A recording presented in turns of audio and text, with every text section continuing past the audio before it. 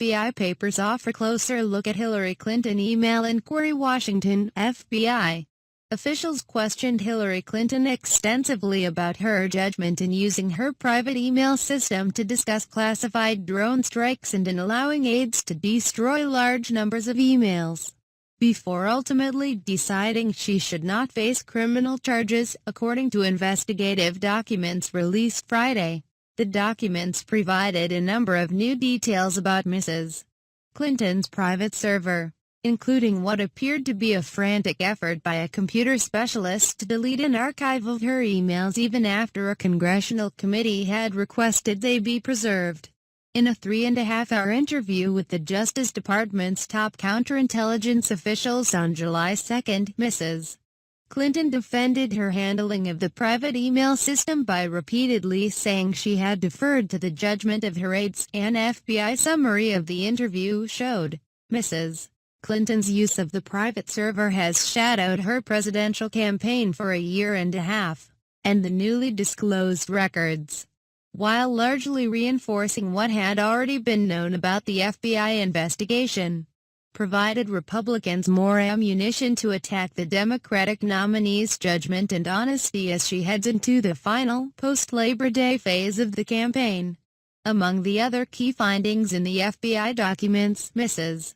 Clinton regarded emails containing classified discussions about planned drone strikes as routine. She said she was either unaware of or misunderstood some classification procedures. Colonel Powell, a former Secretary of State, had advised her to be very careful in how she used email. The FBI documents show that an unnamed computer specialist deleted the archive of Mrs. Clinton's emails weeks after the existence of the private server became public in March 2015. Continue reading the main story. Presidential election 2016. The latest news and analysis of the candidates and issues shaping the presidential race. Shares latest roadshow. The campaign trail. September 3, Donald Trump meets with black leaders ahead of Detroit church visit. September 2, tensions deepen between Donald Trump and RNC. September 2, 6 things we learned in the FBI Clinton email investigation. September 2 in Honduras. A spiritual and political awakening for Tim Kaine. September 2, see more. Recent comments. Myth. Recent 6 minutes ago, many commenters mention Bush's WMD lies that duped Clinton and most of the Senate and the U.S. public in general into supporting the U.S. Bush v. 8 minutes ago at Vicky Hodge. Right on. I couldn't say it better. Thank you. Gov. Granholm made some of these points the other day on CNN, but Tom Daley 13 minutes ago. Venomous slithering reptilians are always hungry for fresh kill. This thing died a long time ago, but it's still a banquet for vultures. See all comments. Right. A comment days after the New York Times first reported that Mrs. Clinton had used a private email system exclusively as Secretary of State. The House committee investigating the 2012 attacks in Benghazi, Libya, asked that her emails be preserved and subpoenaed those that were related to the attacks. About 3 weeks later, however, the unnamed specialist had an "oh shit" moment and realized that he had not destroyed an archive of emails that was supposed to have been deleted a year earlier, according to the FBI report. The specialist then used a program known as BleachBit to delete an unknown number of emails, according to the report. Mrs. Clinton told investigators that she was unaware that the aide had deleted the emails dozens of times during her interview. Mrs. Clinton said she did not remember details about the server. Her guidance she had received on how to handle classified information. In its summary of the investigation, the FBI said that Mrs. Clinton had emailed Colin Powell, a former Secretary of State, a day after she was sworn into office about Mr. Powell's use of a personal email account when he was the country's top diplomat. Mr. Powell warned Mrs. Clinton that if she used her BlackBerry for official business, those emails could become official records and subject to the law. Mr. Powell, apparently implying that he was cautious in his use of a personal email account, added, "Be very careful. I got around it all by not saying much and not using systems that captured the data. According to the summary of her interview, Mrs. Clinton said that she did not know exactly what Mr. Powell was saying in that email and that his message did not factor into her decision to use a personal email account. FBI officials appear to have questioned Mrs. Clinton most aggressively about her judgment in using her private, unsecured system to get emails about how or where the Obama administration was planning to launch drone strikes against terrorism suspects. The documents indicated the FBI showed her one email after another containing information about possible drone strikes that was considered classified, but Mrs. Clinton appeared almost blasé in explaining her use of her private system to gather information on drone strikes.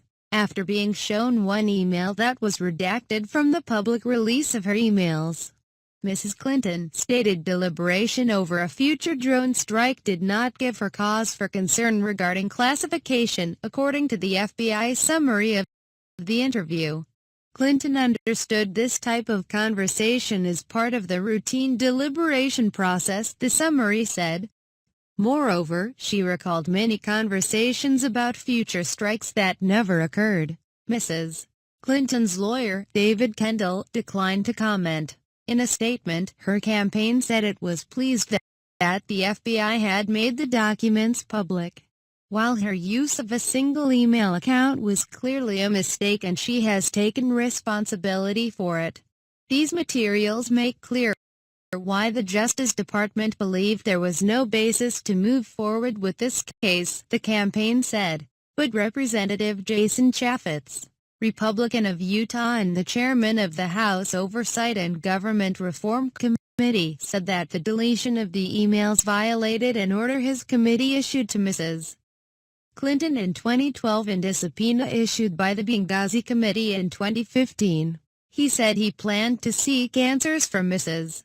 Clinton about the deletions. These were not Hillary Clinton's emails, they were government records. And this was potentially one of the largest security breaches at the State Department because they had all these years of security records that just went out the door. Mr. Chaffetz said, "It's a very black and white order. There's no wiggle room." Reince Priebus, the chairman of the Republican National Committee, called the FBI documents a devastating indictment of her judgment, honesty and basic competency. The FBI released only small portions of its thick files on the Clinton investigation, and Senator Charles E. Grassley, the Iowa Republican who leads the Senate Judiciary Committee, accused the FBI of withholding key documents, including many unclassified ones, from public view. The selective release, he said, produced an incomplete and possibly misleading picture of the facts without the other unclassified information that is still locked away from the public and even most congressional staff. Mrs. Clinton told FBI investigators that she had used a personal email server out of convenience and did not remember anyone raising legal concerns about the practice. She also said that she did not recall receiving any emails she thought should not be on an unclassified system, the FBI documents say. She relied on state officials to use their judgment when emailing her and could not recall anyone raising concerns with her regarding the sensitivity of the information she received at her email address, they say. The document summarizing Mrs. Clinton's interview, known in the FBI as a 302 report, runs only a dozen pages. The memorandum on the investigation is lengthier and goes into greater detail about aspects of the case. The materials were presumably provided to James B. Comey, the FBI director, who later decided to not recommend charges in the case. 2,472 comments. A senior law enforcement official said the interview at FBI headquarters had been intended to fill the gaps of what the FBI did not know about why Mrs. Clinton used a private email server. Both documents were partly redacted, which slowed their release as the Bureau sought to protect some information while satisfying the public's right to know. The documents offer the most detailed account of Mrs. Clinton's role from the Bureau's year-long investigation into whether she or her aides broke the law by using a private system, clint1mail.com, to send tens of thousands of emails about government business, including classified matters. Pat Leahy, government limps a little closer to the inevitable. It's not that trust has broken down. It never really existed in the first place unless there is a radical resetting of relations between the two sides of the government. There seems to be little future for the government. A complete breakdown was avoided yesterday when the independents eventually agreed to appeal against the Apple decision, with Fine Gael agreeing to recall the deal and pass a strong motion on tax for all the good that will do. This week's standoff tells us significant things about the government which will affect its operations in the future. Relations between the two sides are quite dysfunctional. That is not to say there is any personal unpleasantness, there is not, or hardly ever, but routine political communication between the sides. The ability to transact the normal business of any collective enterprise, the ability to have things taken on trust, these are largely absent. One cabinet minister described the relations as toxic. Another agreed with the description. There is a fundamental lack of trust between ourselves and the independents, a Fine Gael minister gloomily told me last week. One of the reasons the independents were so shocked by the European Commission's ruling on Tuesday was that they didn't know the sum would be as big as €13 billion. They didn't know because Michael Noonan and Enda Kenny didn't trust them enough to share all the information they were getting out of Brussels. One of the ways politicians communicate with one another is that they speak privately to journalists in a way they would never speak directly to one another. Many conversations over the course of this week demonstrate that there is a chasm between the two sides of the government. Put simply, they complain about each other all the time. Amazon pays less tax in Austria than a sausage stand. Government finds teeth and bites back against Apple ruling. EU officials viewed multinationals' tax files in Dublin last year. Reliable partners on Thursday. One independent TD denied half-heartedly to me that there was any breakdown in trust. That was not what Fine Gael was saying, I said. Well, F***K them anyway, he replied. Advertisement in a way. The independent TD was right. It's not that trust has broken down. It never really existed in the first place. Kenny and his ministers have always had doubts that the independents could be reliable or serious partners in government. The independents feel that Fine Gael does not treat them seriously or with respect or as equals. And a lot of the time, they have a point. But it's not just about not getting on. There is also a great gulf in understanding between the two parts of the government. This is not just about personality and political differences. A lot of it stems from the fact that the two sides have a different view of the world and of politics. One of the most fundamental divisions in Irish politics is between the two-thirds, roughly, of people who vote for centrist, established parties and independents who feel they have a stake in society and want to make something like the existing politics work, and the one-third who vote for Sinn Féin and radical left-wing parties and independents who believe that established politics has failed and, indeed, often acted against their interests. Fine Gael is firmly part of the first group, but the political hinterland of many of the independents is very much on the side of the alienated one-third. Even Shane Ross, the former stockbroker, financial journalist, Trinity senator and darling of Dublin South, has gloried in the role of the outsider, pointing his finger at the insiders and their cozy cartels. Now the outsiders are inside. No wonder they are finding it difficult. No wonder Fine Gael can't understand them. Tension between the two sides of a coalition government is hardly novel. Trust does not mushroom overnight when a government is formed. It is built over time. Personal relationships and a modus operandi, a way of working together, take time to bed in. But that process does not appear to have begun in this government. Nor will it begin unless those involved recognize the problem and try to fix it. Previous coalition governments set up structures and protocols to avoid the sort of calamities we have seen in recent days, where the cabinet is publicly split and the government paralyzed. The last government had the Economic Management Council of senior ministers and officials which cleared most contentious decisions before they arrived at the cabinet.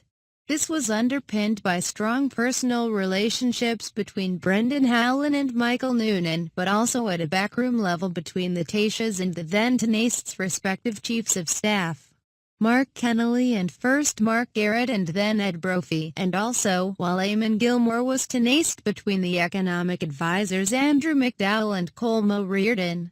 The backroom staff fixed most problems before they reached the cabinet or the public. Did they like each other? Not always. Did they serve different masters with sometimes conflicting needs? For sure. But they worked to implement the common agenda of the government, which lasted, for all its travails, a full term. National interest, nothing like that exists now. And as long as there isn't a mechanism for solving problems, they won't get solved. The cabinet is not an effective problem-solving forum. This is mightily dull backroom stuff. But it is what enables a coalition government to function. In a broader sense, Fine Gael needs to treat the independents better in the future. The independents, for their part, need to recognize that governments must often do unpopular things in the longer-term national interest. To govern is to choose, and the choice is often not between right and wrong, as politicians imagine before they take office, but between bad and worse alternatives. The Apple case illustrates this. It won't be the last such choice.